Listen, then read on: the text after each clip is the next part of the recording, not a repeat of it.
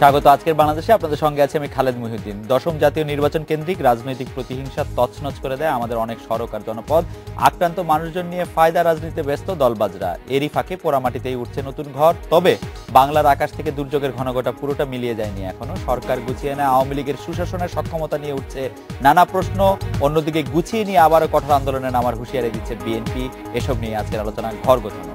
কথা বলতে স্টুডিওতে আছেন বাংলাদেশের সমাজতান্ত্রিক দল বাসদের সাধারণ সম্পাদক কমরেড খালেকুজ্জামান, আছেন সাংবাদিক ও কলাম লেখক মাহফুজুল্লাহ এবং ঢাকা বিশ্ববিদ্যালয়ের ইতিহাস বিভাগের অধ্যাপক মেজবা কামাল। স্বাগত আপনাদের।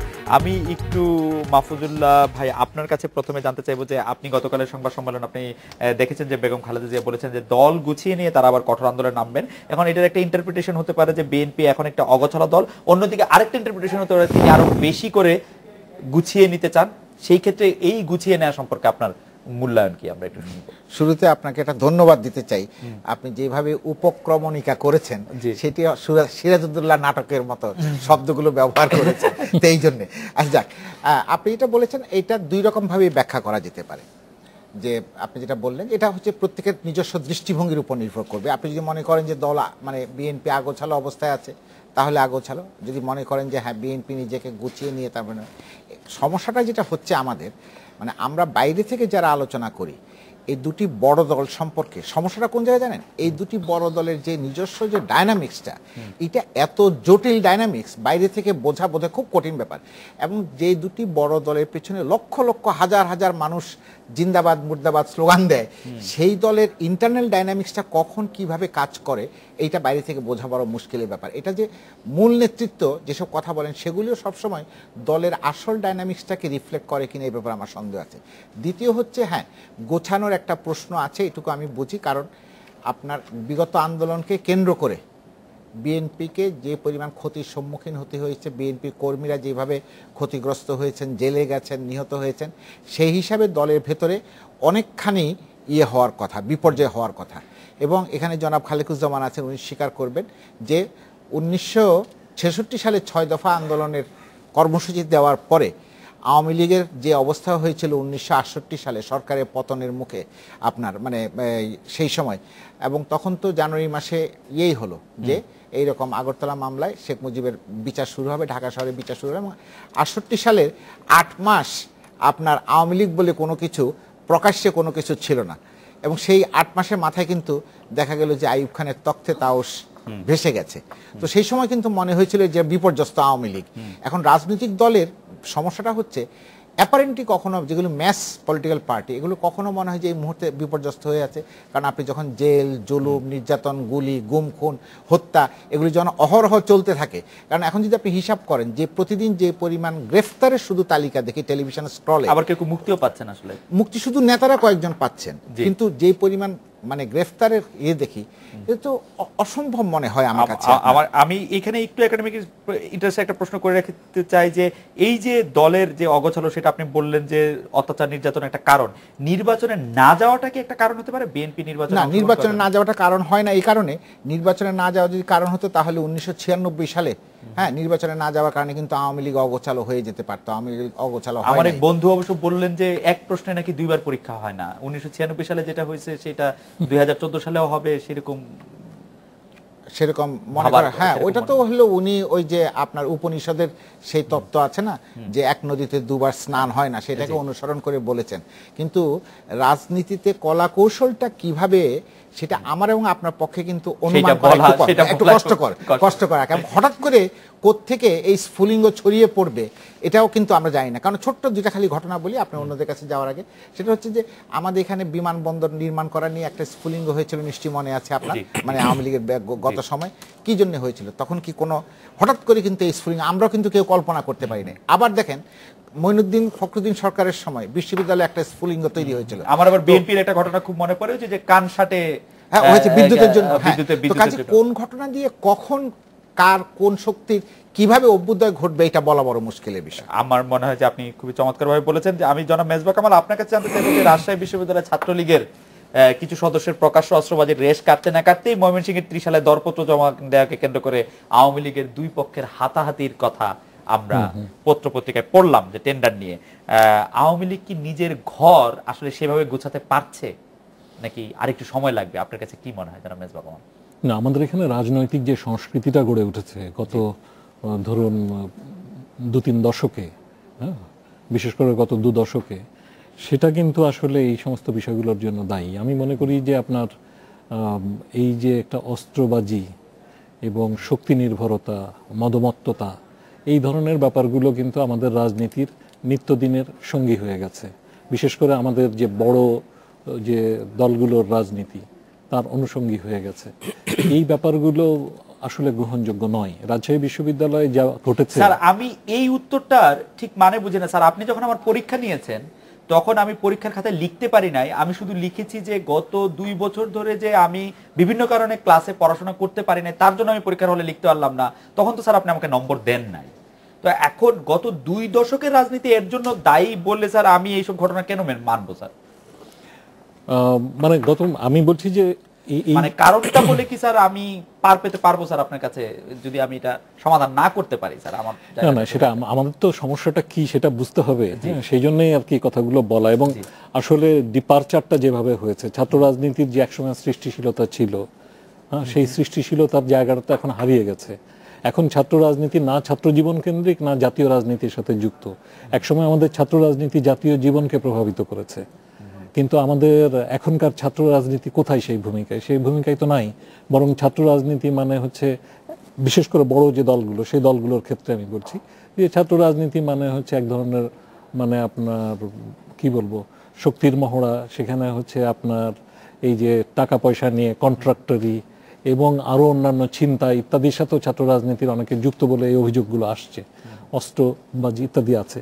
তো সেই ব্যাপারটা নিয়ে আসলে ছাত্র রাজনীতির সৃষ্টিশীলতা আমরা দেখতে পাচ্ছি না, এবং তারই প্রতিফলন আমরা দেখছি। এখন এগুলোর জন্য অনেকগুলো কারণ দায়ী। তার মধ্যে একটা তো হচ্ছে যে আপনার আমাদের জাতীয় রাজনীতিতে যে ধস, তার একটা প্রতিফলনের মধ্যে হচ্ছে। আরেকটা হচ্ছে যে ছাত্র রাজনীতি তার নিজস্ব চরিত্র নিয়ে দাঁড়াতে পারছে না। এটা আপনার তাদের যে তথাকথিত মাদার অর্গানাইজেশন, তার আপনার মানে অনুষঙ্গী হিসাবে, তার অঙ্গ সংগঠন হিসাবে কাজ করছে এবং এক ধরনের লেজুর বৃত্তি করছে। এই সমস্ত কারণগুলো নিয়ে এটা হচ্ছে। কিন্তু এই ব্যাপারগুলো তো আছে, এটা কোনোভাবেই গ্রহণযোগ্য না।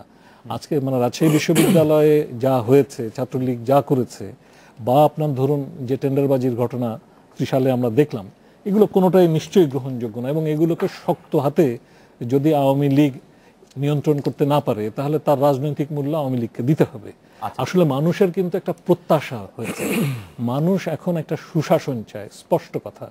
এবং সেই সুশাসনটা মানে কার্যকর দেখতে চাই। এবং কার্যকর না হলে আপনি বলছেন যে এটা যেই কার্যকর না করতে পারে তাকে মূল্য দিতে হবে। তাকে নিশ্চয়ই মূল্য দিতে হবে। তবে আমি আপনার মাহফুজুল্লাহ ভাই যে কথাগুলো বলছিলাম, এখানেও আমার একটু রিফ্লেক্ট করার আছে। আমি আসলে মনে করি যে মানে বিএনপি যে ঘর গোছানোর কথা বলছে, ভাবছে, এটা মানে অবশ্যম্ভাবী ছিল। কেননা আসলে এই যে বিএনপি তার যে তত্ত্বাবধায়ক সরকারের দাবিতে যে আন্দোলন করার কথা ছিল, তার সাথে যখনই আপনার এই 71-এর ঘাতক দালালদের বিচার বন্ধ করার যে দাবি জামাতে ইসলামের ছিল, সেই দাবির সাথে তত্ত্বাবধায়কের দাবিকে মিলিয়ে ফেলেছে, তখনই আপনার আসলে বিএনপির রাজনৈতিক পরাজয়টা নিশ্চিত হয়ে গেছে এবং তত্ত্বাবধায়কের দাবি গ্রহণযোগ্যতাটা একেবারে নিদারুণভাবে সংকুচিত হয়ে গেছে। ফলে যেটা হয়েছে যে আপনার এই তত্ত্বাবধায়কের দাবিতে আর জনমতকে সে টানতে পারেনি। আর তাছাড়া যে পরিমাণ সহিংসতা আপনার গত কয়েক মাসে আমরা এই বিএনপি জামাত জোটের তরফ থেকে দেখেছি, এই সহিংসতা বাংলাদেশে মুক্তিযুদ্ধের পরে সেভাবে আর কখনো দেখা যায়নি। ফলে যেটা হয়েছে যে আপনার তাদের গ্রহণযোগ্যতাটা কমে গেছে। আজকে বিএনপিকে সেজন্য ভাবতে হচ্ছে যে তার যে স্ট্র্যাটেজিটা ছিল, সেই স্ট্র্যাটেজিটা যেহেতু ব্যাকফায়ার করেছে, তাকে এখন নতুন স্ট্র্যাটেজির কথা ভাবতে হচ্ছে এবং সেই জন্য তাকে সময় নিতে হচ্ছে। স্যার আপনাকে ধন্যবাদ। আমি শুধু একটা বাক্য যোগ করব, আমি এতে যাব না এখন, তত্ত্বাবধায়ক বা সহিংসতার ওই আলোচনা এখন যাব না। শুধু একটা বলবো যে প্রফেসর মেজবাহ কামাল একটা জিনিস যোগ করলে আমি খুশি হতাম। রাজশাহী বিশ্ববিদ্যালয়ের শিক্ষকরা, মানে যারা প্রক্টরাল দায়িত্ব পালন করেন, যেই 4 জন যেইভাবে ছাত্রদের উপর হামলে পড়েছেন, সেইটাও কিন্তু আমরা এই যে সাম্প্রতিক ঘটনা হিসেবে দেখেছি। সেইটার শাস্তি কি হবে, সেটার বিধান কি হবে? ছাত্রদের না হয় আপনি ধরে নিয়ে যাবেন, ওই শিক্ষকদের কি হবে? ওদের জন্য তো ঘৃণা ছাড়া অন্য কিছু নাই ওই শিক্ষকদের জন্য। আমার মনে হয় যেটা যথাসময়ে এটি বলবেন। আমি একটু জনাব কমরেড খালেকুজ্জামান আপনার কাছে আসি যে এই সময়ে আসলে আপনার মূল্যায়ন বা বিচার কি ঘর গোছানো সংক্রান্ত, যে সরকার কতটা ঘর গুছিয়ে নিতে পারছে এবং বিএনপি আসলে কতটা ঘর গুছাতে পারবে বা গুছাতে হলে তাদের কি করতে হবে? এখানে আসলে তিনটা ছবি যে আলোচনায় আসছে, একটা হলো রাজশাহী বিশ্ববিদ্যালয়, সেখানে যে একটা সাধারণ ছাত্রদের উপরে ছাত্রলীগের হামলা, তারপর ত্রিশালে আবার টেন্ডার নিয়ে তাদের যে ইয়ে চলছে, আর গণজাগরণ মঞ্চ তার আবার বর্ষর পূর্তি আজকে, আর অন্যদিকে গদি দখলের লড়াইয়ে ফার্স্ট রাউন্ডের লড়াই শেষ হয়েছে, সেকেন্ড রাউন্ডে একটা প্রস্তুতি চলছে। এখন যেখানে যেটা বলা হয়েছিল যে আজকে দেখে দুইটা চিত্র, যে মুক্তিযুদ্ধের যে আকাঙ্ক্ষা, যে চেতনা, সেই চেতনা তাকে অবলম্বন করে যদি মানুষ দাঁড়ায় তার একটা চেহারা হয়, আর তার বিরুদ্ধে অবস্থান নিয়ে যে রাজনীতি চলছে, বুর্জুয়া রাজনীতি, তার পক্ষে দাঁড়ালে চেহারা ভিন্ন হয়। তাহলে আজকে ছাত্রলীগ, ছাত্রদল, শিবিরের যে চেহারা, এটা এনএসএফ এর চেহারা আমরা দেখতে পাই। কেন? কারণ সেদিন এনএসএফ ছিল আইয়ুবের স্বৈর শাসকের পক্ষের রাজনীতির শক্তি। তো ফলে এখানে আমি রাজশাহীর কথাটা একটু সংক্ষেপে বলবো। গণজাগরণের যে কথাটা বললাম, যে একটা দেখেন মানুষের মধ্যে 40 বছরে এমন একটা ধারণা তৈরি হয়ে গেছিল, বোধহয় ছাত্র যুবকরা দেশে সব নষ্ট হয়ে গেছে, আর বোধহয় কোনো ভবিষ্যৎ জাতির সামনে নাই।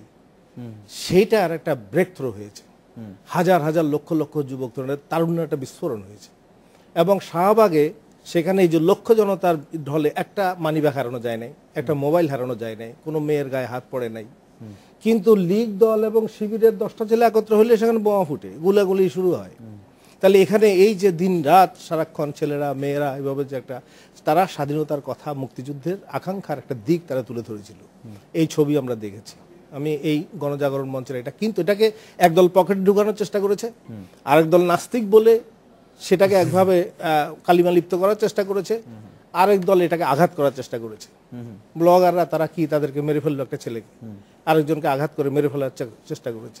আরেক দল এদের যে জাগরণ, জনগণের আকাঙ্ক্ষা বা সমর্থন নিয়ে যে জাগরণটাকে নিজেদের পকেটে ঢুকানোর চেষ্টা করেছে, আরেক দল সেটাকে কালিমা লিপ্ত করে অন্য ধরনের মৌলবাদী সাম্প্রদায়িক শক্তির সমর্থন লাভের চেষ্টা করেছে। কিন্তু তারপরে এই শক্তি যতক্ষণ মুক্তিযুদ্ধের আকাঙ্ক্ষা চেতনাকে ধারণ করবে, এইটা দেশের মানুষের যে স্বপ্ন সেটাকে জাগ্রত করে রাখবে। এটা গেল এই চ্যাপ্টারটা। রাজশাহী বিশ্ববিদ্যালয়ে আপনি দেখেন, সেটা হলো যে 7টা বিভাগে 2 বছর মেয়াদি বাণিজ্যিক কোর্স সেটা চালু করার কথা বলেছে। এখানে একটা কথা বলে রাখি, 2010 সালে একটা আন্দোলন করে কিন্তু এই জিনিস বন্ধ করা হয়েছিল, তখন এই চেষ্টাটা করা হয়েছিল। এখন এবার ছাত্ররা কি বলছে, 3টা দাবি দিয়েছিল তারা। 3টা দাবি দিয়েছে যে নতুন করে সিদ্ধান্ত নেওয়া বাণিজ্যিক শান্ত কোর্সটা বাতিল করতে হবে, আইন এবং ব্যবসা অনুষদে সেখানে এখনো আছে সেটা বাতিল করতে হবে কোর্স, আর সকল প্রকার বর্ধিত ফি প্রত্যাহার করতে হবে। এই দাবিটা তারা দিয়েছিল। এখন এখানে আপনি দেখেন যে কি পরিমাণ এটা তারা বলেছে, বিশেষ করে হামলার যে কথাটা বলছি, কিন্তু সেখানে তারা 18 জানুয়ারি একটা মিছিল সমাবেশ করে এবং শিক্ষকদের দাবিটার মধ্যে যুক্ত হয়। শিক্ষক দাবি কি? তারা বলছে বাংলাদেশে একজন শিক্ষক এন্ট্রিতে $135 বেতন পায়, সর্বোচ্চ গিয়ে এটা $413 যায়, আর ইথিওপিয়াতে $864 এন্ট্রি, এবং মালয়েশিয়া $2824, ভারতে $3954। তাহলে শিক্ষকদের যে বেতন বাড়ানো, তখন টাকা নেই, শিক্ষার জন্য টাকা নেই। আর আমাদের অর্থনীতি বলেন যে 4000 কোটি টাকা কোনো টাকাই না। তাহলে যদি তা টাকা না হয়, তাহলে শিক্ষকরা এই ব্যাকডোরে বা অন্যভাবে টাকা উপার্জন করার পথে যাবেন কেন? সেটা না করে শিক্ষকদের বেতন ভাতা বাড়ানোর কথা, এটা আগেরও দাবি ছিল ছাত্রদের, সেটা বলেছে। আর এই যে নাইট কোর্সের কথা বলে 1 লক্ষ টাকা দিয়ে 2 বছর পড়বে। প্রথম কথা হলো একই শিক্ষা প্রতিষ্ঠান দুর্নীতি হতে পারে না, এবং এইটা এর আগে আন্দোলনে করে ছাত্ররা বন্ধ করেছিল।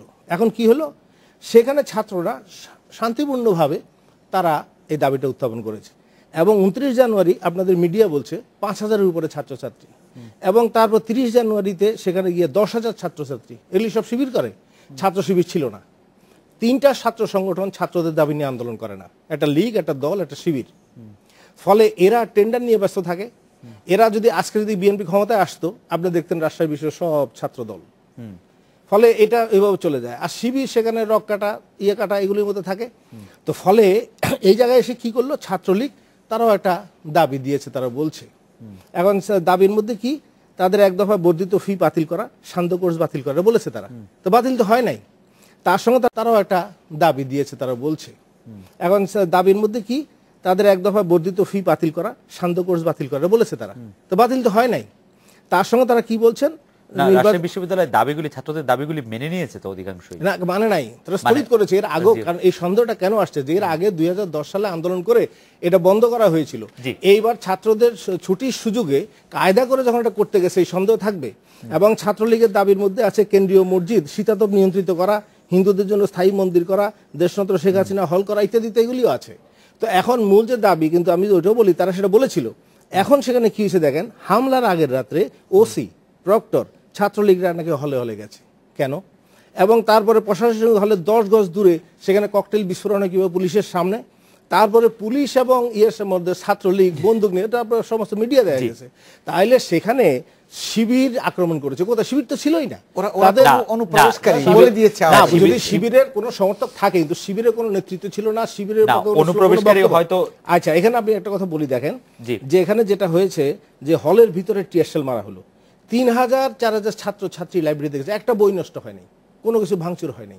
তাহলে যেটা বলছেন, আজকে বলছেন হামলাকারী যেই হোক, গভর্নমেন্ট বলছে তাদের বিরুদ্ধে ব্যবস্থা নেবেন। তো বলছেন শিবির হামলা করেছে, মামলা তো হলো ছাত্র ফ্রন্ট, ছাত্র ইউনিয়ন, ছাত্র মৈত্রী, ছাত্র ফেডারেশন, ব্যাপারটা কি? তাহলে আপনি এটা যারা অস্ত্র নিয়ে সামনে প্রকাশ্যে ছিল তারে আপনি কিছু ধরতে পারলেন না, আর এখন বলছেন যে হামলাকারী যেই হোক ছাড়বেন না। তো এরা কি হামলা করলো? আমার মনে হয় যে আমরা একটা বিরতি, একটু এই কথাটা শেষ করে দিই। ওনারা সান্ধ্য কোর্স চালু করবেন রাজশাহী বিশ্ববিদ্যালয়ে, নারী হলের জন্য একটা সান্ধ্য আইন বলবৎ আছে। ওরা কেমনে পড়বে রাত্রেবেলা? অন্যরা নিশ্চয়ই পড়বে। আমরা একটা বিরতি নিয়ে ফিরছি। বিরতির পর মাহফুজুল্লাহ ভাই, আপনার কাছে জানতে চাইবো যে কালকে বেগম খালেদা জিয়া জাতিসংঘের হস্তক্ষেপ কামনা করেছেন। এই জাতিসংঘের হস্তক্ষেপ কামনাটা আসলে কি হতে পারে, এটা রূপ কি হতে পারে এবং উনি কি বোঝাতে চেয়েছেন, আপনার মূল্যায়ন একটু শুনবো। আমরা একটা বিরতি নিয়ে ফিরছি আপনার কাছে।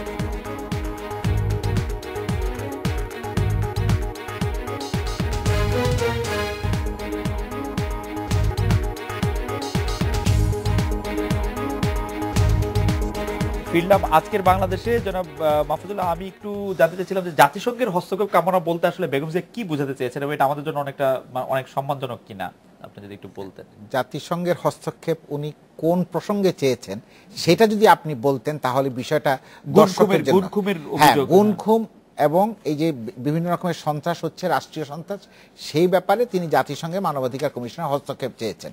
এখন জাতিসংঘ সহ আন্তর্জাতিক সকল মানবাধিকার চেয়েছেন এবং বিভিন্ন মানবাধিকার সংগঠন কিন্তু আমাদের দেশের এই পরিস্থিতি সম্পর্কে প্রতিনিয়ত বা নিয়মিতভাবে তারা প্রতিবেদন প্রকাশ করছে। এবং আমাদের দেশে উনি তার বক্তৃতায় কিন্তু গতকালকে আইন ও সালিশ কেন্দ্রের তথ্য কিন্তু উনি উদ্ধৃতি দিয়েছেন।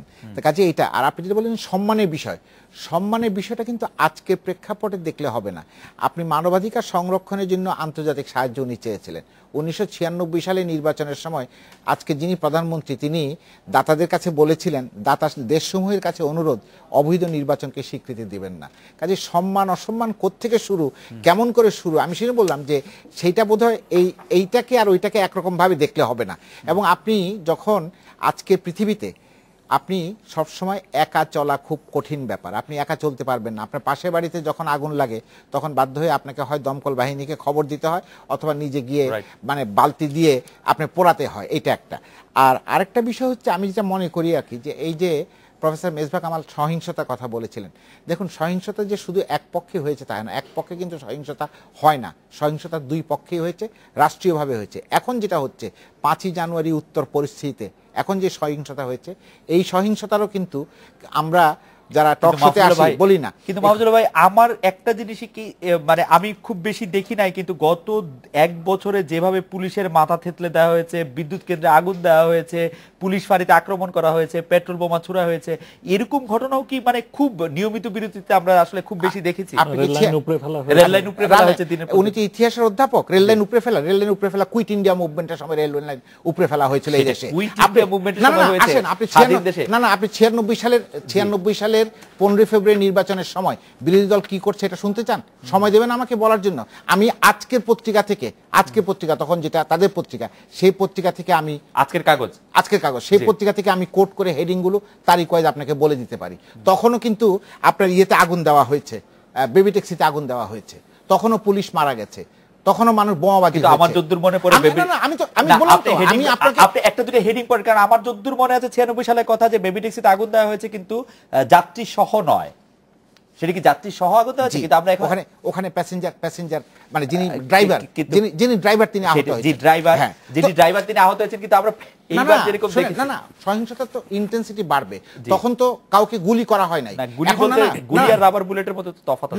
না এইবারের এই 5ই জানুয়ারি নির্বাচনের আগে আপনি সরাসরি গুলি করেছেন, আর তখন কিন্তু কাউকে গুলি করা হয় না। কারণ শুনেন, তখনকার 2-3টা ঘটনা না বললে দর্শকরা বিভ্রান্ত হবেন। আপনার কি করা হয়েছে আজকের কাগজে 13 তারিখের শিরোনাম, প্রধানমন্ত্রীর সরকারি বাসভবন, টিভি রেডিও ভবনে বোমা, রাজনীতি বিক্ষোভ, অগ্নিসংযোগ, অর্ধশতাধিক যানবাহন ভাঙচুর। আচ্ছা, প্রধানমন্ত্রী সরকারি বাসভবন মানে তখন যিনি প্রধানমন্ত্রী বেগম জিয়া তো প্রধানমন্ত্রী সরকারি বাসভবনে থাকতেন না। আচ্ছা, তারপরে আপনি দেখেন এই যে এরপরে আছে আপনার অসহযোগ আন্দোলন। তারপরে আমি আপনাকে বলতেছি যে এই যে যেমন আজকের কাগজে 20 তারিখের শিরোনাম, টিভিতে নির্বাচনী ফলাফল ঘোষণার পর নীলফামারীতে পুলিশের গুলিতে সাংবাদিক সহ নিহত 3, দিনভর জনতা পুলিশ সংঘর্ষ, শহরে 144 ধারা মোড়ে মোড়ে দা বল্লম নিয়ে জনতার অবস্থান। এইসব দা বল্লম নিয়ে অবস্থান কি বিএনপি করেছিল না আওয়ামী লীগ করেছিল? তবে পুলিশের গুলিতে 3 জন মারা গেছিল, সেটি অবশ্য তথ্যে দেখা গেল। যাই হোক, কিন্তু জনাব না পুলিশের শুনেন, পুলিশকে এইবার যেভাবে লেলিয়ে দেওয়া হয়েছে না সেইভাবে তখন লেলিয়ে দেওয়া হয় নাই। এটা আপনি যেভাবে ইয়ে করুন না কেন, মানে মেজবা কামাল নিশ্চয়ই এটা নিয়ে কিছু বলতে চাইবেন।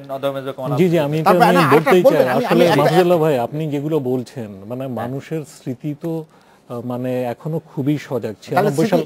96 সাল খুব বেশি আগের কথা নয়, হ্যাঁ, সেটা সবারই মনে আছে। আমি মনে হয় যে মাত্র 17 বছর আপনার মনে থাকতে পারে, কারণ আপনি শিক্ষক, সাধারণ মানুষের মনে থাকে না। এটা না সবারই মনে আছে, কিন্তু আপনারা যেটাকে তুলনা করছেন, হ্যাঁ, এটা আসলে কোনো তুলনীয় ঘটনা না। যে পরিমাণ সন্ত্রাস হয়েছে, যে পরিমাণ অত্যাচার হয়েছে, যেভাবে গণহত্যা শুরু করা হয়েছিল, আমি তো এটাকে গণহত্যা, আপনি যে বলে দিলেন যে গণহত্যা হয়েছে, গণহত্যা ডেফিনিশন আমাকে কথা বলতে দেন। মানে মিথ্যা কথা জোরে সোরে বললেই সেটা সত্য হয়ে যায় না। আমি মিথ্যা বলছি না, আপনি বিকৃত করে বলছেন। আমি সাধারণভাবেই বলছি, আপনার মানে হিটলারি কায়দায় মিথ্যা কথাকে বহুবার বলা হয়। স্যার আপনি আপনার বক্তব্য। আমি যে কথাটা বলতে চাই সেটা হচ্ছে যে আপনার ধরুন এবার যে পরিমাণ সহিংসতা হয়েছে, এই যে ধরুন আমি গণহত্যার কথা কেন বলবো না, আপনার একটা বাসে করে সাধারণ মানুষ আসছেন, সেই বাসের মধ্যে আগুনে বোমা নিক্ষেপ করা হলো এবং তাতে করে 18 জন পুড়ে মারা গেল। এই যে আপনার ঘটনাগুলো, এই যে রেল লাইন উপড়ে ফেলা হয়েছে, হ্যাঁ, যে আপনার কুইট ইন্ডিয়া মুভমেন্টের সময় রেল লাইন উপড়ে ফেলা হয়েছে, কিন্তু সেটা নিশ্চিত করা হয়েছে যে আপনার সেখানে রেল যেন আপনার ক্ষতিগ্রস্ত না হয়, সেভাবে নিশ্চিত করেই কিন্তু সেভাবে ব্যবস্থা নিয়েই করা হয়েছে। কিন্তু এখানে ইনডিসক্রিমিনেটলি রাতের বেলা রেল লাইন উপড়ে ফেলে, যেখানে আপনার হাজার হাজার মানুষ যে রেলে ট্রাভেল করে, এবং তাদের মধ্যে থেকে নিহত তো হয়েছেন অন্তত 2000 মানুষ। কিন্তু জনাব মোহাম্মদ, গত 3 মাসে অন্তত 2000 মানুষ আহত হয়েছেন। এই আহত মানুষগুলো কি অবস্থায় আছেন, নিহত আহত? স্যার মাহফুজুল্লাহ ভাই যেটি বলছিলেন সেটির দিকেও কি একটু দৃষ্টি দিবেন, যে সে সরকার আসলে সরকারের পুলিশ বাহিনী অতি মাত্রায় নিপীড়ক ভূমিকায় ছিল কিনা এই সময়টা? আমি তো মনে করি যে আপনার যে পরিমাণ সহিংসতা এখানে হয়েছে, এই যে আপনার বিশেষ করে জামাতি সহিংসতা এবং তার সাথে বিএনপি সংযুক্ত থেকে তাকে সমর্থন দিয়ে যে সহিংসতা করেছে, এরকম সহিংসতার বিপরীতে দাঁড়িয়ে আমি কিন্তু দেখেছি যে পুলিশ বাহিনী যথেষ্ট রেস্ট্রেইনের সাথে আচরণ করেছে। কেননা আপনার যেখানে পুলিশের মাথা থেতলে দেওয়া হয়েছে, যেখানে পুলিশের অস্ত্র কেড়ে নেওয়া হয়েছে, যেভাবে হামলা হয়েছে, এটা কিন্তু আপনার আনপ্রেসিডেন্টেড। তো সেদিক থেকে আমি মনে করি যে আপনার আমাদের এইখানে এই রাজনীতিটাকে একটা চরম জায়গায় নিয়ে যাওয়ার চেষ্টা করা হয়েছে, এবং এর মাধ্যমে কাকে সার্ভ করা হয়েছে? এর মাধ্যমে আসলে 71-এর ঘাতক দালালদের বিচারটাকে বন্ধ করার চেষ্টা করা হয়েছে, যার বিরুদ্ধে আমাদের গণজাগরণ প্রজন্ম দাঁড়িয়েছে, যার বিরুদ্ধে আমাদের গোটা দেশ ঐক্যবদ্ধ। সেই জায়গায় আমরা দেখেছি যে তাদেরকে রক্ষা করার জন্য একটা বিশেষ মহল তৎপর হয়েছে। আপনি এর আগে বলছিলেন যে এইটার সাথে এই বিষয়টা হওয়াতে তত্ত্বাবধায়ক সরকারের দাবিটা চাপা পড়ে গিয়েছিল। আপনি কি মনে করেন না যে তত্ত্বাবধায়ক সরকারের দাবিটা, মানে চাপা পড়ে যাক আর যাই হোক, তত্ত্বাবধায়ক সরকারের দাবিটা যৌক্তিক ছিল? শুনুন, তত্ত্বাবধায়ক সরকারটা কোন কনটেক্সটে গড়ে উঠেছিল এটা আমাদের মাথায় রাখতে হবে। যখন এরশাদ গণ অভ্যুত্থানের মধ্যে দিয়ে উৎখাত হলেন, তখন কিন্তু তাকে রিপ্লেস করবে কে? কারণ আমরা দেশে 15 বছর ধরে তার আগে আমরা সামরিক শাসন দেখেছি। এরশাদ সাহেবের পরে তো তত্ত্বাবধায়ক সরকার হয় নাই। তত্ত্বাবধায়ক সরকার হয়েছে তো 96 সালে। 91 সালে আমরা একটা অন্তর্বর্তীকালীন ওই সরকার তো পেয়েছিলাম। অন্তর্বর্তীকালীন সরকারটাই তো আপনার প্রিসিড করেছে তত্ত্বাবধায়ককে, হ্যাঁ সেটা এটা বোধহয় আমার মনে হয় সত্যের অপলাপ হচ্ছে। না, না, কারণ সেটাই 96 সালে তত্ত্বাবধায়ক সরকারের জন্য মেজবা কামাল, আপনার মনে থাকার কথা যে আন্দোলন আন্দোলন হয়েছে, of course আন্দোলন 91 হয়েছে। সালেটা কিন্তু না, না, আমি কথাটা শেষ করি, আমাকে কথাটা শেষ করতে দেন। যে আপনার 96 সালে যে আন্দোলনটা হয়েছিল, সেই আন্দোলনটা খুবই ন্যায়সঙ্গত আন্দোলন ছিল, এবং সেই আন্দোলনটার মাধ্যমে তত্ত্বাবধায়কের গ্রহণযোগ্যতা কিন্তু আপনার সর্বমহলে স্বীকৃত হয়েছিল। কিন্তু যেটা দেখা গেল যে তত্ত্বাবধায়কের দাবিটাকে পরবর্তীকালে যখন বিএনপি তার প্রাক্তন একজন দলীয় সংগঠককে প্রধান কিন্তু যেটা দেখা গেল যে তত্ত্বাবধায়কের দাবিটাকে পরবর্তীকালে যখন বিএনপি তার প্রাক্তন একজন দলীয় সংগঠককে প্রধান তত্ত্বাবধায়ক করার জন্য বয়সসীমাটাকে বাড়ালেন প্রধান বিচারপতির, এবং তার মাধ্যমে ওই বিশেষ ব্যক্তিটিকে প্রধান উপদেষ্টা করার চেষ্টা করলেন, তখন কিন্তু তত্ত্বাবধায়কের গ্রহণযোগ্যতাটা প্রশ্নবিদ্ধ হয়ে গেল। সেটা ঠিক করে নেওয়া যেত না, সেটা তো বরং সেটা আপনার কি করলো যে 2 বছর ব্যাপী একটা আমাদের সামরিক শাসন আশ্রিত তত্ত্বাবধায়ককে ডেকে আনলো। এই সমস্ত বিবেচনাগুলোর কারণেই কিন্তু দেখা গেছে যে তত্ত্বাবধায়কটা প্রশ্নবিদ্ধ হয়ে গেছে, এবং সেই জন্য তত্ত্বাবধায়ক সবসময় তত্ত্বাবধায়কের মতো কোনো একটা ব্যবস্থা, এটা কিন্তু আপনার একটা সাময়িক ব্যবস্থা হতে পারে, এটা কোনো চিরস্থায়ী ব্যবস্থা হতে পারে। আমার কাছে খুব জানতে ইচ্ছা করে যে এই সাময়িক ব্যবস্থাটা কি এমন ক্ষতিকর, এবং বলা হয় যে অনেক পৃথিবীর কোনো দেশে নাই, আমাদের দেশের মতো একটা দেশে যদি আমরা নিজেদের ব্যবস্থা করে নিতে পারি, ক্ষতিটা কি ছিল? না, সেটা নিশ্চয়ই, শুনুন, আমাদের দেশে যে কোনো সময় আমরা যদি ইনোভেশন কিছু করতে পারি সেটা তো ভালো কথাই। হ্যাঁ, ইনোভেশন তো সবসময় দেশের কনটেক্সটে হতেই পারে, তার মধ্যে কোনো আপত্তি নাই। কিন্তু প্রশ্নটা হচ্ছে যে তত্ত্বাবধায়কটা একদিকে প্রশ্নবিদ্ধ হয়ে গেল, এটা সামরিক শাসনকে ইনভাইট করার মতো পরিস্থিতি তৈরি করলো, এবং সেই কারণে কিন্তু এই বিষয়টা নিয়ে প্রশ্ন উঠলো। হ্যাঁ, তো এই বিষয়টাকে আমাদের মনে হয় মাথায় রাখতে হবে। তবে তার চেয়েও আমি যেটা বড় কথা মনে করি যে তারপরেও কিন্তু তত্ত্বাবধায়কের পেছনে অনেক মানুষের সমর্থন ছিল, কেননা আমাদের রাজনৈতিক দলগুলো তারা যে দলীয় স্বার্থের উপরে মানে উঠে, অথবা আশু লাভের বিবেচনার উপরে উঠে আমাদের বড় রাজনৈতিকগুলো সুদূর প্রসারী আপনার পদক্ষেপ নিয়ে দেশকে এগিয়ে নিতে পারে। একটা শেষ করি আমি কথাটা, সেই যে ব্যাপারে কিন্তু জনগণের অনেকের মধ্যেই আস্থা নাই, যে কারণে তত্ত্বাবধায়কের একটা গ্রহণযোগ্যতা ছিল। কিন্তু যখনই আপনার 71-এর ঘাতক দালালদের সাথে যুক্ত করা হয়েছে, তখন কিন্তু সেটা পেছনে। সেটা স্যার আপনারা বলেছেন। আমরা একটা বিরতি নিচ্ছি।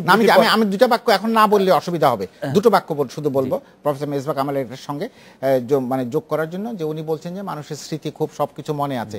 ওইটা বললে বোধহয় ভালো করতেন যে 1996 সালে ওই মানে বিরোধী দলের আন্দোলনের মুখে, তখন যে আজকে যারা সরকারি দল, তখন চট্টগ্রামে কিন্তু পুলিশের অ্যাসিস্ট্যান্ট কমিশনার নিহত হয়েছিলেন, তাকে গুলি করে মেরে ফেলেছিল আন্দোলনকারীরা। এটা আমরা ভুলে যাইনি। কাজেই ওগুলি ওই যে পিছনের স্মৃতি মনে আছে কি না, এটা বিচারপতির বয়স বাড়ানোর কথা বললেন, দেখেন অনেক কিছু হয়েছে।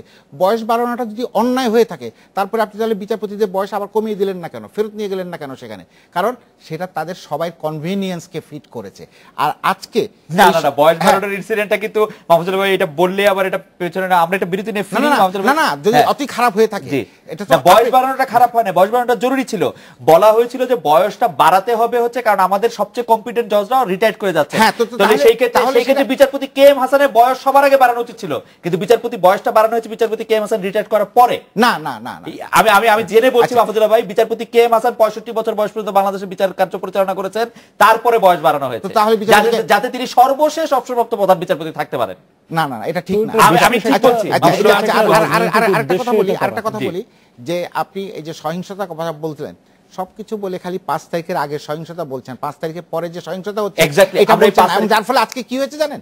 আজকে এই সংগ্রামটা কিন্তু বিএনপি বনাম আওয়ামী লীগ না, আজকে পুরো রাষ্ট্র, পুরো সমাজ, পুরো দেশ গণতন্ত্র এবং অগণতান্ত্রিক পদ্ধতির সংগ্রামের মধ্যে পড়ে গেছে। আমরা আপনার কাছে ফিরছি, আমরা একটা বিরতি নিয়ে আসছি।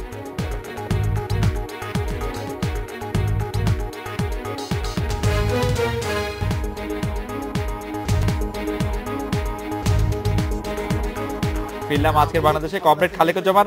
আমরা বিরতির মধ্যেই একটি আলোচনা শুনছিলাম যে আমাদের গণতন্ত্রের এখনকার অবস্থানে মাহফুজুল্লাহ ভাই বলছিলেন যে গণতন্ত্র আসলে উল্টো পথে হাঁটছে এবং গণতন্ত্রই আসলে সংকটে পড়ে যাচ্ছে। না, আমি বলেছি এখন লড়াইটা একেবারে গণতন্ত্র এবং অগণতান্ত্রিক। আপনার বিশ্লেষণটা কি?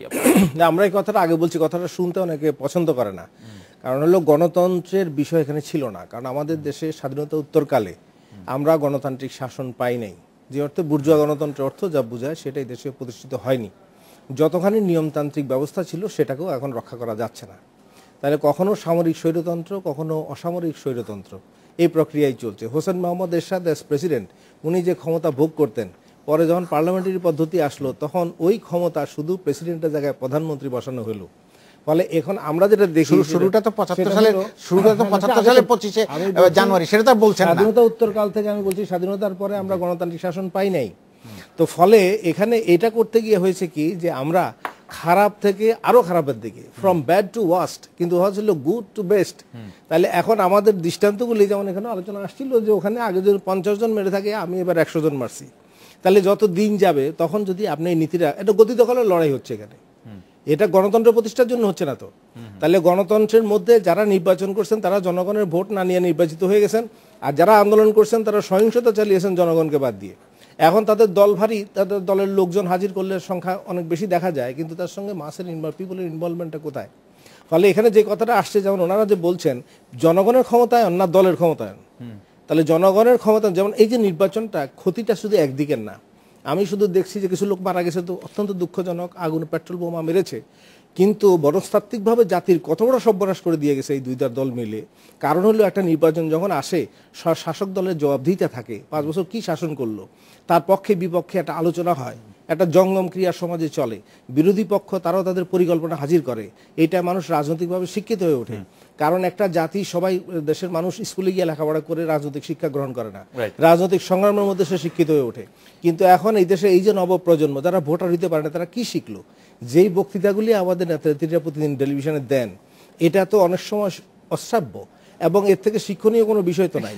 এবং যেই ধরনের প্রক্রিয়াটি এখানে চলছে তার মধ্যে থেকে জনসাধারণের ক্ষমতায়নের ধারে কাছে তো এখানে নাই। খালেদ ভাই, আপনাকে আমি একটু আটকাচ্ছি, আমি একটু জনগণের এই ক্ষমতায়নের প্রসঙ্গে একটি নতুন বিষয় আমাদের সামনে আসছে, সেটা হচ্ছে উপজেলা নির্বাচন। মাহমুদুল্লাহ ভাই, আপনি অনেকদিন ধরে নির্বাচন পর্যবেক্ষণ করেন, আপনার কাছে কি মনে হয় যে এই নির্বাচন দিয়ে বিএনপি আসলে কি পেতে পারবে, বা জনগণই বা কি মেসেজ দিতে পারবে এই স্থানীয় এই নির্বাচনটা দিয়ে?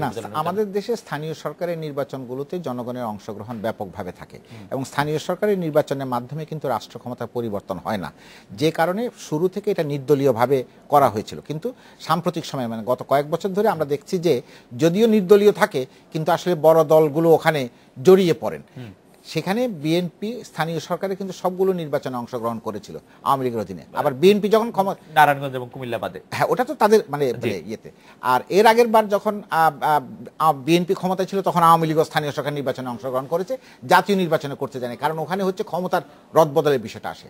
আর এখানে উপজেলার নির্বাচন সম্পর্কে আমার 2টি শঙ্কা আছে, কারণ ইতিমধ্যে যে সমস্ত খবরাখবর মানে প্রকাশিত হচ্ছে কাগজে, তাতে মনে হচ্ছে যে এইবারের উপজেলা নির্বাচনকে কেন্দ্র করে সহিংসতার পরিমাণ আরও বাড়বে, এবং 2টি বড় দলের সমর্থকদের মধ্যে বা তাদের যারা অনুসারী তাদের মধ্যে কিন্তু সহিংসতা বাড়বার সম্ভাবনা আছে। কারণ একটি মূল কারণে, সেটা হচ্ছে যে বোধহয় 210টা বা মানে 11টা আসনে নির্বাচন হবে এই মাসে, 11টা না 12টা আর কি, যাই হোক নির্বাচন হবে। এই নির্বাচনের ফলাফল কিন্তু মানুষের মনস্তাত্ত্বিক জগতে, এই যে মনস্তাত্ত্বিক জগৎ বারবার আমরা বলি, আমি জানি না আসলে এটা কি, এই যে এর মধ্যে একটা প্রভাব পড়বে যে কাদের সংখ্যা বেশি হচ্ছে। যদি বিরোধী দলের সংখ্যা বেশি হয়, তারা যদি বেশি সংখ্যক আসনে মানে জয়ী হন, তাহলে এক ধরনের মনোজগৎ তৈরি হবে মানুষের। সরকারি দল যদি মানে করে বেশি সংখ্যক আসন পায়, তাহলে আবার আরেক ধরনের মনোজগৎ। উপজেলা নির্বাচন নিয়ে আপনার মূল্যায়ন কি? এই উপজেলা নির্বাচন থেকে জনগণ কি বার্তা আসলে রাজনৈতিক দলগুলিকে দিতে পারবে, বা কি মনে হয় আপনার? শুনুন, উপজেলা নির্বাচন তো আমাদের স্থানীয় সরকারের নির্বাচন, কিন্তু আমাদের গোটা স্থানীয় সরকার ব্যবস্থাটাই আসলে একটা নামকাওয়াস্তে ব্যবস্থা। এর মাধ্যমে জনগণের ক্ষমতায়ন যেটা হওয়ার কথা, সেটা হওয়ার মতো কোনো কাঠামো আসলে এটা নয়। হ্যাঁ, তবে আপনার মানে যে জন্য, তবে তারপরে এই নির্বাচন হওয়াটা জনগণের এক রকমের রাজনৈতিক সম্পৃক্ততাকে বাড়ায়, সেদিক থেকে এটা ওয়েলকাম। কিন্তু এটাকে আসলে সত্যিকার অর্থে জনগণকে ক্ষমতায়নের উপযোগী করে গড়ে তুলতে হবে। এবং এই জন্য আমি মনে করি যে আপনার শুধু উপজেলা নয়, এখানে জেলা পরিষদগুলোকে কার্যকর করাটা খুব জরুরি। এবং এই ক্ষেত্রে আমার সামনে মডেল হিসেবে মনে হয় আমাদের দেশে পার্বত্য চট্টগ্রামে যে জেলা পরিষদগুলো গড়ে উঠেছে, যেখানে কেন্দ্রের হাত থেকে 33টা বিষয় জেলা পরিষদের হাতে হস্তান্তরিত হওয়ার কথা রয়েছে, এবং এইটার মাধ্যমে আসলে ক্ষমতা কার্যকর বিকেন্দ্রীকরণের একটা উদাহরণ তৈরি হতে পারে। আমি মনে করি যে এই উদাহরণটাকে সারা দেশে ছড়িয়ে দেওয়া দরকার। সারা দেশে সেই আদলে জেলা পরিষদ গড়ে জেলা পরিষদগুলোকে আপনার আপনার ক্ষমতা কেন্দ্রে পরিণত করা। মানে এই মুহূর্তে প্রফেসর মেজবাহ কামাল একটা খুব সঠিক কথা বলেছেন, আমি এটার সঙ্গে একেবারে 100 ভাগের উপরে এসে একমত না। সেটা যে স্থানীয় সরকার ব্যবস্থা আমাদের এখানে গড়ে ওঠেনি। আর ওই যে বলেন যে মেসেজে কিন্তু এবার আরেকটা বিষয় আছে, যেসব এলাকায় এমপি সাহেবরা বিনা ভোটে নির্বাচিত হয়েছেন সেই সব এলাকায় যদি উপজেলা নির্বাচন হয় সেখানে কিন্তু যথেষ্ট সম্ভাবনা আছে ওইটা শোধ নেওয়ার জন্য ভোটাররা ওই অন্য প্রার্থীকে আপনার ভোট দিয়ে দেবে, এটাও কিন্তু সম্ভাবনা আছে। কারণ এমপিদের সঙ্গে উপজেলা চেয়ারম্যানদের বিরোধ কিন্তু সাংঘাতিক রকম। আমরা একটা বিরতি নিয়ে ফিরবো খালেকুজ্জামান ভাই আপনার কাছে, যে আমাদের শেষ প্রশ্ন আপনাদের তিনজনের কাছে, আপনাকে দিয়ে শুরু, যে ঘর গোছানোর জন্য সরকার কি করতে হবে, বিরোধী দল কি। আমরা একটা বিরতি নিয়ে ফিরবো খালেকুজ্জামান ভাই আপনার কাছে, যে আমাদের শেষ প্রশ্ন আপনাদের তিনজনের কাছে, আপনাকে দিয়ে শুরু, যে ঘর গোছানোর জন্য সরকার কি করতে হবে, বিরোধী দল কি করছে সেটা আমরা শুনলাম। জনগণ তার ঘর কিভাবে গুছিয়ে রাখবে, নিজের প্রাণ জান মান কিভাবে বাঁচিয়ে রাখবে সে ব্যাপারে আপনার মতামত আমরা শুনবো। আমরা একটা বিরতি নিয়ে ফিরছি।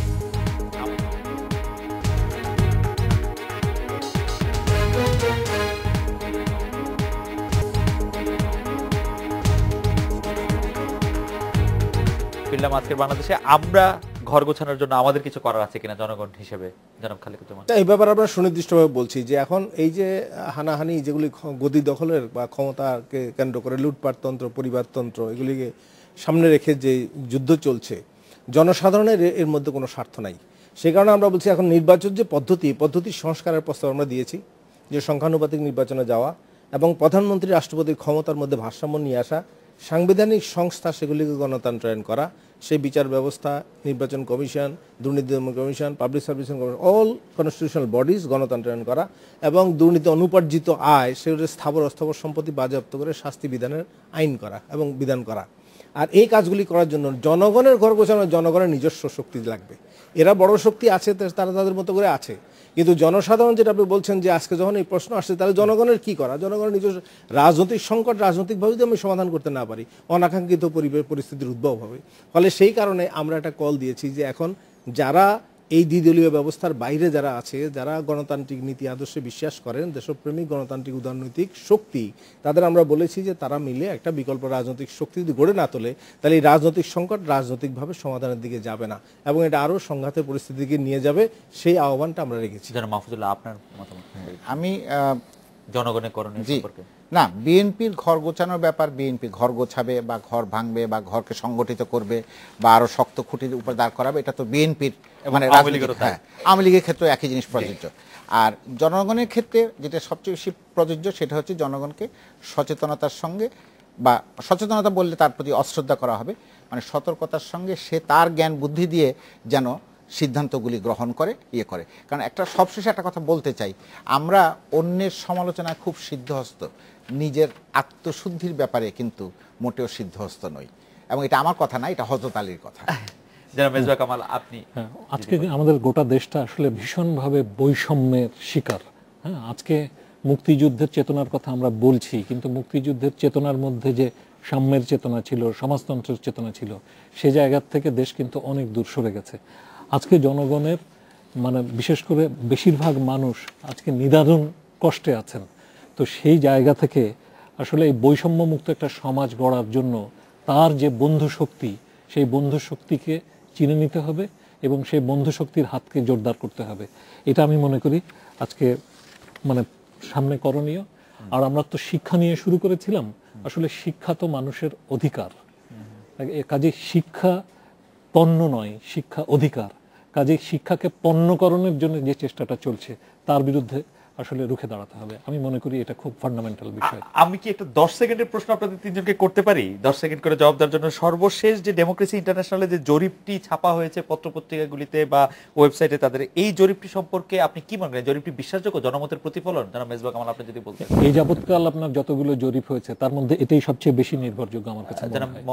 জানা মাহফুজুল্লাহ, আপনি? আমি সরাসরি কোনো জবাব দেব না। আপনি সাংবাদিকতার ছাত্র, যারা পড়েছেন এই বই আছে, একটা বিখ্যাত বই আছে how to lie with statistics, এবং এটা এখনো এই বইটি যদি অনেক বছর আগের লেখা, তো আমার জবাবটা হচ্ছে ওইখানেই আর কি, যে how to lie with statistics, কি করে পরিসংখ্যান দিয়ে মিথ্যা কথা বলতে হয়। হ্যাঁ, জরিপ অনেক সময় এইবারকার জরিপ যারা তৈরি করেছেন তাদের মনোভাবের একটা প্রকাশ। কারণ তারা মনে করেছেন যেহেতু এই মুহূর্তে প্রথম রাউন্ডের এই গদি দখলের লড়াই আওয়ামী লীগ জিতে গেছে এবং বিএনপি হেরে গেছে, ফলে বিএনপির যে জনমতটা সেটা কমে যাওয়া স্বাভাবিক। এই ধরনের একটা পারসেপশন থেকে হয়তো এই ধরনের রিডিং, মানে এই পারসেপশন থেকে এটা আসলে তো মানে এইসব জরিপ তো খুবই প্রশ্নবিদ্ধ মনেই হয় যদি পারসেপশনটা জরিপে মানে সিদ্ধান্ত যদি জরিপে ফুটে আসে। আপনি কি কারণ সেটা- কালকে একটা টেলিভিশন আলোচনা দেখলাম আমার যে মনে হয় ঢাকা যে- বিশ্ববিদ্যালয়ের সমাজ বিজ্ঞানের একজন অধ্যাপক এই জরিপকে উনি বলে দিলেন যে এই জরিপ কোনো রকম ভাবে গ্রহণযোগ্য না। না, আমার কাছে মনে হয় যে আপনার যেরকম সহিংসতা হয়েছে দেশে, তার প্রতি মানুষের যে প্রত্যাখ্যান, সেই প্রত্যাখ্যান কিন্তু এই জরিপের এই মধ্যে প্রত্যাখ্যান এই জরিপের মধ্যে ফুটে উঠেছে। যাই হোক, আজকের অনুষ্ঠানে আসার জন্য কমরেড খালেকুজ্জামান, জনাব মাহফুজুল্লাহ, জনাব মেজবা কামাল, আপনাদের অনেক ধন্যবাদ। এই ছিল আজকের বাংলাদেশে। দেখা হবে আগামীকাল এই সময়। শুভরাত্রি।